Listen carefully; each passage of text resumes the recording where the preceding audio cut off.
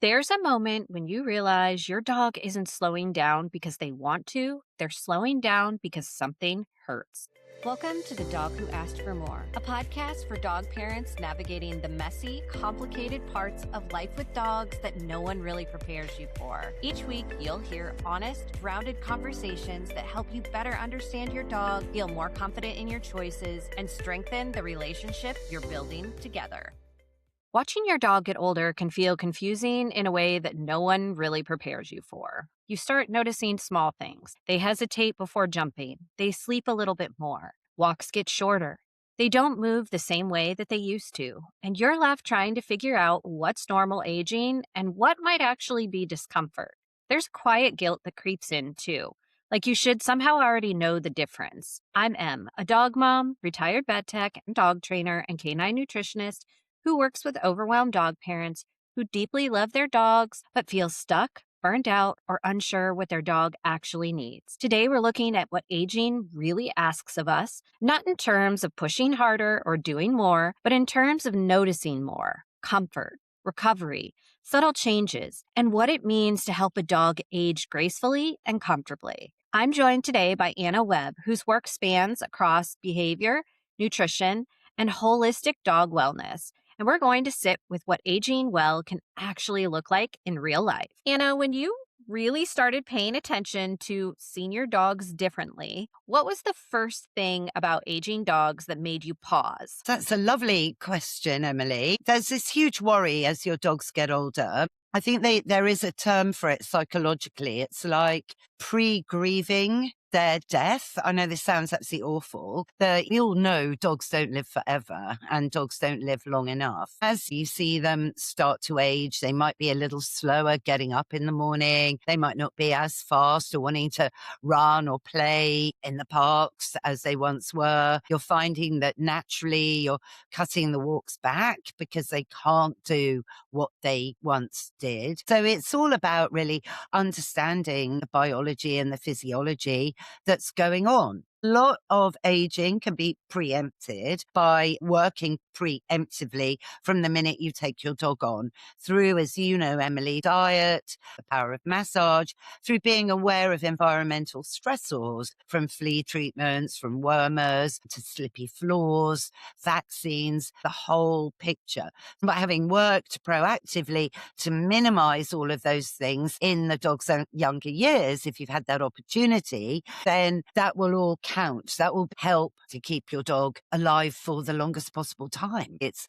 feeding fresh and whole into the bowl, thinking about your dog now from the inside out, but also from the outside in with joint issues. So managing their joints, doing some exercises with them on a yoga mat, encouraging them to do their nice play bows to really stretch out their spine and taking things a bit easier. It's like a preventative thing. You have to slow down and take it a little bit easier because the more you give them in that flexibility as they age, the better they do age, which I think a lot of people just don't realize. What do you think is something that people commonly kind of brush off and say, oh, they're just getting older, that's actually something that they could use to help them as a preventative measure? Loads of things. Diet, obviously. In the UK, the figures do confirm that still about 80% of all dog owners feed ultra-processed food.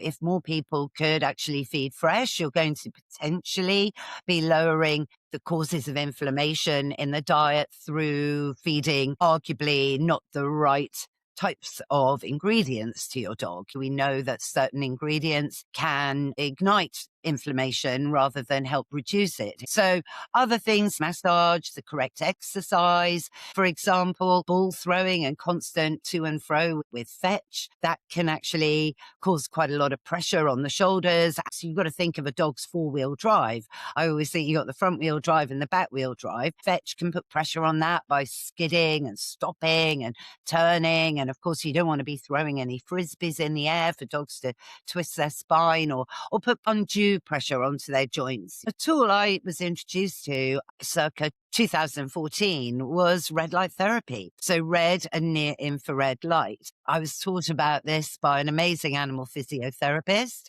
Mary Scott. She was one of the founding mothers of animal physiotherapy, actually, along with a woman called Mary Bremner, who sadly isn't with us anymore, but Sherry is still with us, and she's just an amazing woman. I had Molly, my first miniature bull terrier, and she had terrible problems with her front feet, really forever when she was young. And as she aged, this kind of got worse in that her feet were very, very small for the size of her body.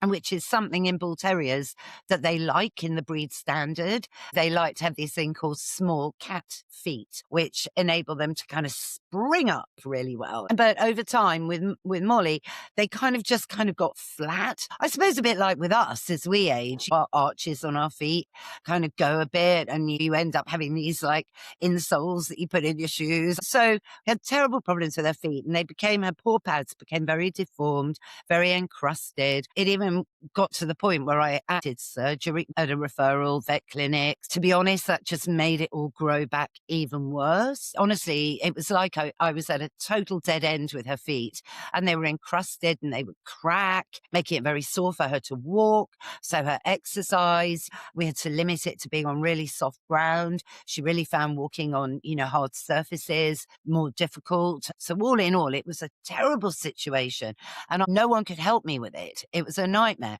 until I met Sherry. And so Sherry said, look, we can fix this. So it took a few months, and we actually used ultrasound as part of it as well, because ultrasound will actually soften skin. Again, working, you see, from the inside out. And a bit like nutrition, nutrition really works from the inside out. So it's quite an interesting way to think of things, because we're so used to putting things on our skin. We often think of things from the outside inwards, don't we? Anyway, so she gave me a massive baptism of fire in physiotherapy, where I'd learned a lot in my study with the College of Integrated Veterinary Therapies on lots of different massage techniques and so on. We hadn't actually touched on low-level light therapy, which is what it used to be called. Now they call it red and near infrared therapy. And the technical term for the actual way it works in the body, Emily, is called photobiomodulation.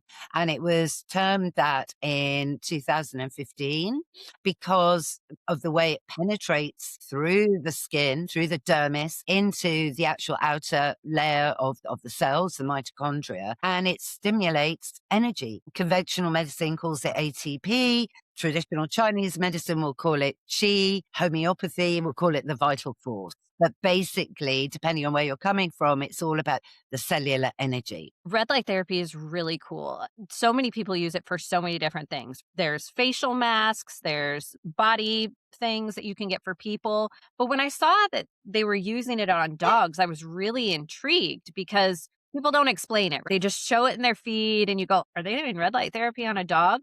So I'm sure that there are a lot of people that feel really intimidated by red light therapy and what it is and how it works. Could you explain it a little bit, just how you use it for your own dog and how it helps? Yeah, absolutely. Okay, so not all devices are the same.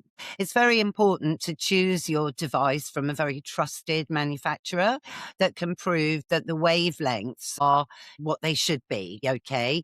So that's the number one step. The brand that I use is called the Fotizo Vet Care, and it's made in South Africa, and it was invented actually by animal physiotherapists to literally help them with their job, to help with musculoskeletal problems. So it works by channeling light waves through the skin and then through the water in our bodies to the cells in the area that you're targeting. And then when it hits the cells, it's stimulating cellular energy. So it's helping rejuvenate any damaged cells that could be wherever you're treating. Now, what this light energy does is it stimulates blood flow to the targeted area, which then means that it creates oxygen flow. So by stimulating all the blood flow, it's reducing inflammation and reducing pain and helping to promote the healing naturally. It's a very clever way of potentially reducing the need long term of painkillers in stiff arthritic older dogs. It also has been shown to help with calming. So Sherry was amazing, and she taught me this wonderful technique where, right, I'm going to give everyone a blast of the Fotizo Vet Care red light now. So watch out. Ta-da. So this lasts for 30 seconds. The Fotizo Vet Care is brilliant because it's a handheld device, so you can take it away with you for the weekend. It's pre-programmed, so you simply charge it up, and then it lasts for hours and hours and hours before it needs recharging. Over the last, whatever, how long is it? 11 years, I've probably only got through 3 or 4 devices. Yeah, and I use them a lot. I'll use this every single day. This is light is generated with lighting emitting diodes, LEDs. So this means it's totally safe for your eyes. So unlike a laser that will seriously burn holes in your eyes, very dangerous, very strong light, this isn't. So, you could, if you wanted to. I've done this on occasion. I've put it on my eyes, when I've woken up and I just look absolutely terrible, and you want to reduce the puffiness under the eyes. That was my understanding of how it worked, was that it reduces swelling and puffiness, inflammation. And I see a lot of people using it on dogs that compete in sports or show dogs, things like that. Obviously, again, that's a preventative measure. We're doing it to help them recover quickly from their events, their shows, their sporting activities. But then using it in an adult dog that's aging, you're helping them reduce that so that they have less discomfort as they age. It's just a really neat way to give our dogs something extra that helps them feel better. And again, age more gracefully. It's really great as well for atopic conditions. So, for example, if your dog breaks out in a little flea allergy or cuts their foot, common day-to-day issues that could happen. Again, the vet care is like my first aid tool because it is brilliant for wounds. I had an incident when I was living in the country with my cat, who sadly isn't with us anymore, Gremlin. And he basically, I thought, what are you trying to tell me, Gremlin? He looked fine. And then I suddenly inspected him and I went, oh my gosh. And he had this huge gash. Literally, he'd cut himself off scaling a fence or something, sort of under his arm. It was quite hard to see, but it was about half an inch wide. It wasn't good. And I discovered this quite late at night. And not being in London, there was no means of getting into a vet at that time, unlike there would be here in London, because everything's 24/7 really, or there are 24/7 vets. Anyway, so I thought, right, I've got to deal with this myself. And I won't go into detail, but it was a bit gross. But I had to clean the wound out, which I found very gross. But he was so good, he let me do it. He'd seen me use this vet care on Molly, my first bull terrier, a lot. So it wasn't strange to him. So I just blasted it and blasted it.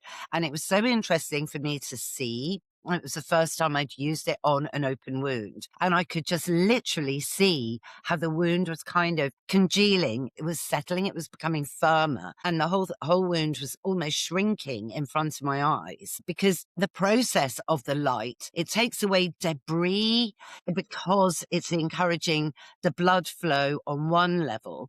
But then that's actually working to like cleanse and clean in a wound situation, if that makes sense. Very cool. I didn't know that you could use it for that too. That's really interesting. Yeah, no, totally. The beauty of using LED sourced red and near infrared light is you can top up your senior dog in between your massage sessions, in between your trips to your physio, in between your trips to your hydrotherapy. And you can, as you were saying earlier with sports dogs, warm them up prior to them running an agility course. And then, of course, you can help them with the cooling down, because you can reduce all the pressure from the muscles, create more blood flow to those joints areas that have just really pounded and had to work at high speed. I'd use it on the knees and the wrists, the paw pads, the neck. Dogs' shoulder blades have that point where the neck kind of joins the back. There's like that dip. That's the point that you put the vet care on just for 2 30-second pre-programmed blasts. And even Prudence, my very bouncy miniature bull terrier, as a young dog, I was doing a display. I was talking to some people, and I was using her as, an example. And well, I think I sold 3 vet cares then and there, because what happened, they couldn't believe it, that this bouncy, crazy, fun-loving miniature bull terrier who thought it was so much fun to be at a seminar and just wanted to bounce around and not sit still, literally dropped to the floor and was completely calm. And then subsequently, there has been science done that shows that it does indeed release endorphins.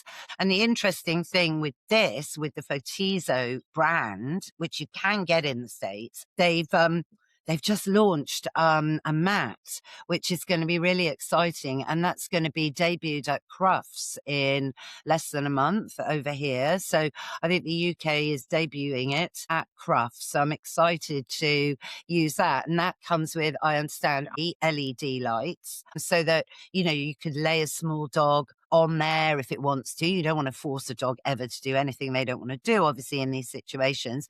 But if the older dog's comfortable just relying on there, and it's also using some other frequencies that I haven't quite got my head around yet, but it really does sound like a very, very, very useful, versatile tool to tell you more about when I find out more myself. Yeah, very excited to hear more about that. And interesting to see what the combination of the two together, like when they're on the mat and then using the Mm, hand one together, what an interesting combination that would make, and how it helps the dog maybe mm. relax a little bit more too. That's very interesting. I can't wait to hear what you learn about it and how you feel about it after you try it. Yeah, no, definitely. But going back to your question, how can it help? How I like to use the vet care is to run it down each side of the dog's spine, because then it's basically triggering all of the acupressure points, of which there are hundreds in every animal, in every human, but they tend to reside on either side of the spine. So by running the vet care down one side, then running it down the other side, and then taking it down to the glutes, taking it down to, the ankles,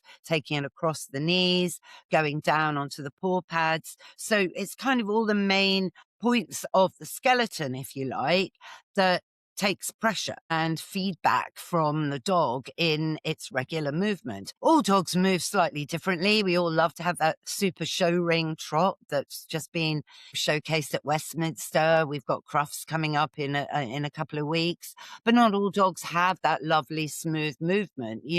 We've all got our own ways, and it's just about working with the dog in front of you at that particular moment.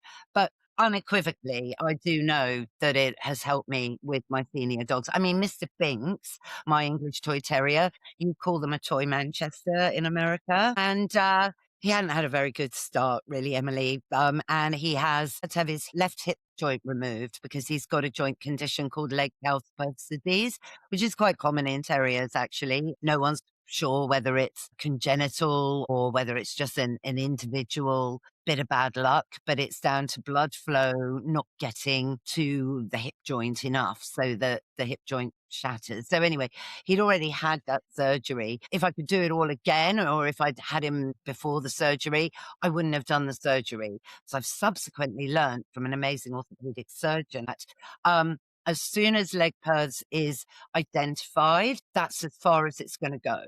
The actual removal of it all, which is a big surgery, but he was only 9 months when it was removed. So poor Binks, he arrived when he was 2, and then we had to do a lot of rehab on him. And again, this is where the vet care really came into its own as well, along with a really good diet. Let's talk a little bit about how nutrition plays into aging gracefully, because this is a topic that you and I both feel so strongly about. It's important to show how these things stack together, because you can do one thing for your dog and it will help them improve.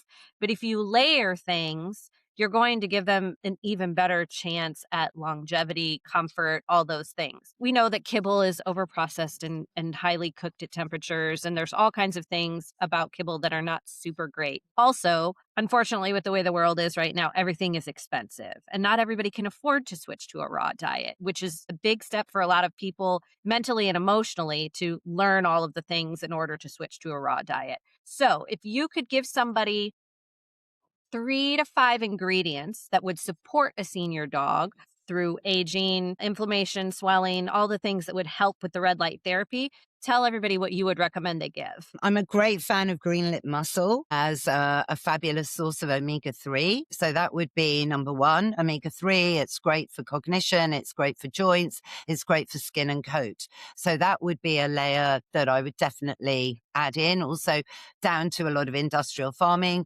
practices, or if you can't go raw, you're on a good tin of food or whatever.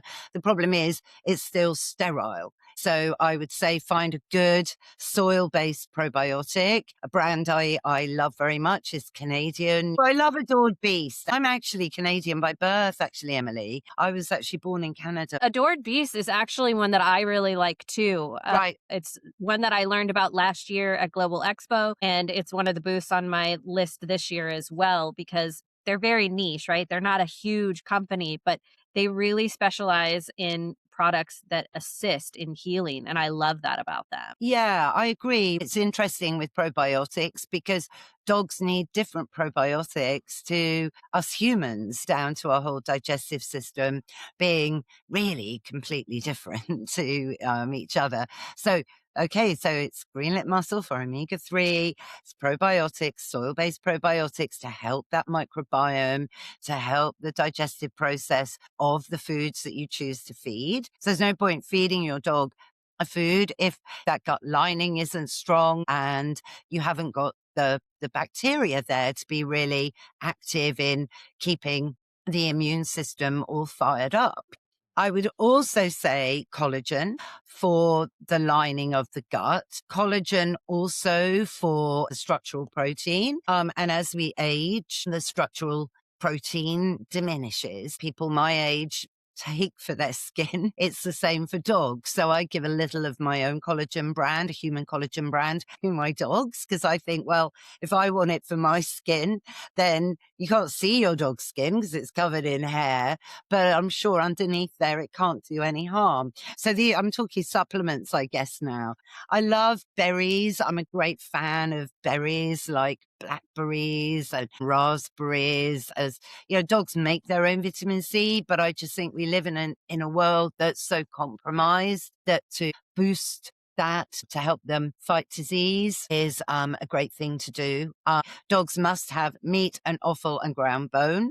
People who are feeding packaged diet, I would say if you can add some meat, that 4-letter word, which is so critical for dogs as primary carnivores to function. What's really important here is that everything that you listed, you're giving it in a natural form. It's something that gets marketed in America a lot. I don't know how it is over there, so you can maybe fill us in, but fish oils for dogs, they get marketed really, really heavily over here. The last couple of years, I've been learning all about nutrition and getting my certification. And I learned something that was very surprising to me, which was that fish oils, or really any oils, dogs do not digest and process well. It's actually really hard on their kidneys. It's really hard on their livers. And they actually do more in giving inflammation than they do in actually removing inflammation. And oils also go rancid very quickly once they're exposed to oxygen. And over here, people are just pumping it onto their dog food. No.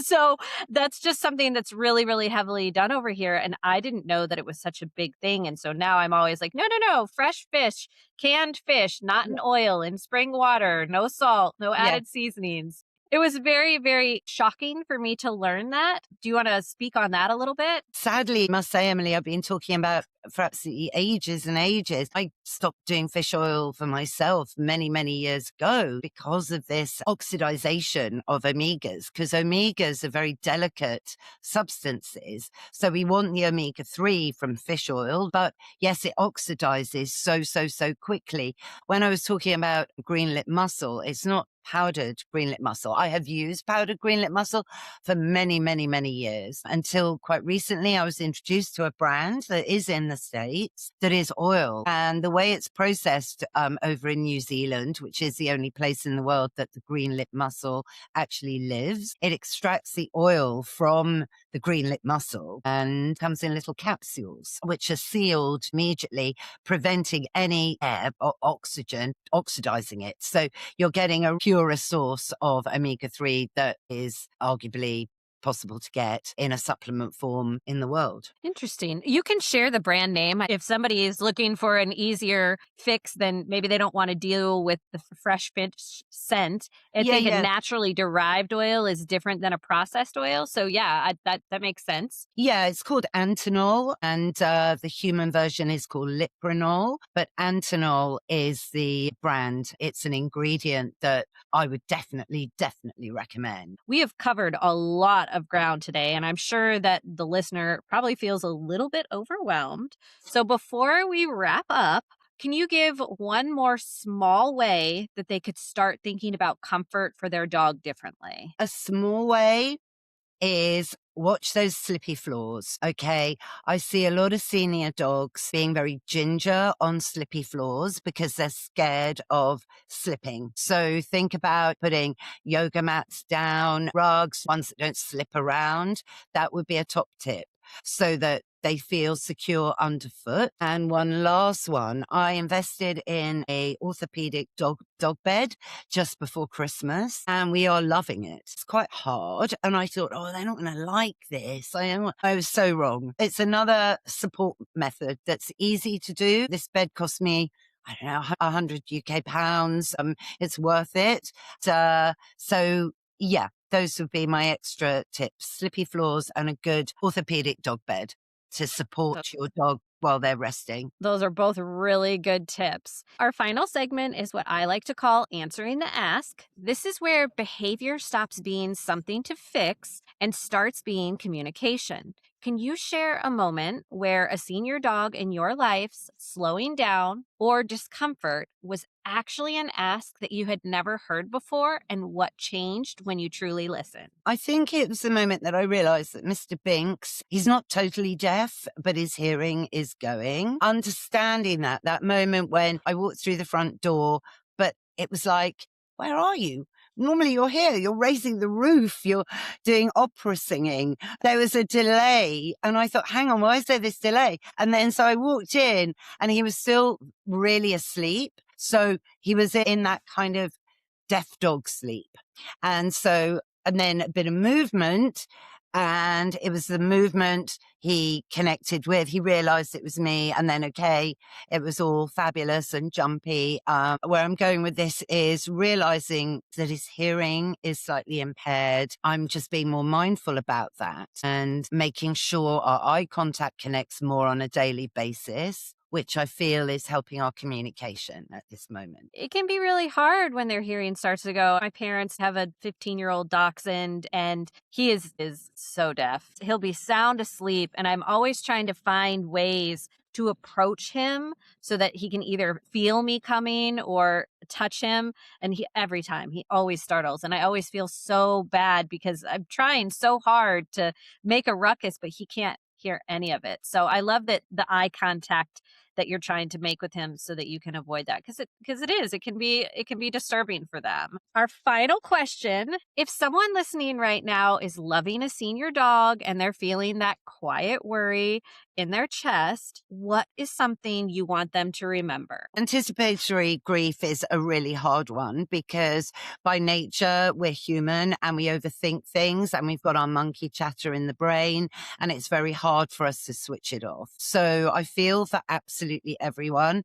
The thing is, hard as it might seem, you value every day. Be brave. There isn't an easy way to do this. And old dogs can still have fun. It's just about adapting things for them. They may have a few teeth missing. So find nice, healthy chews that aren't too hard, aren't too soft.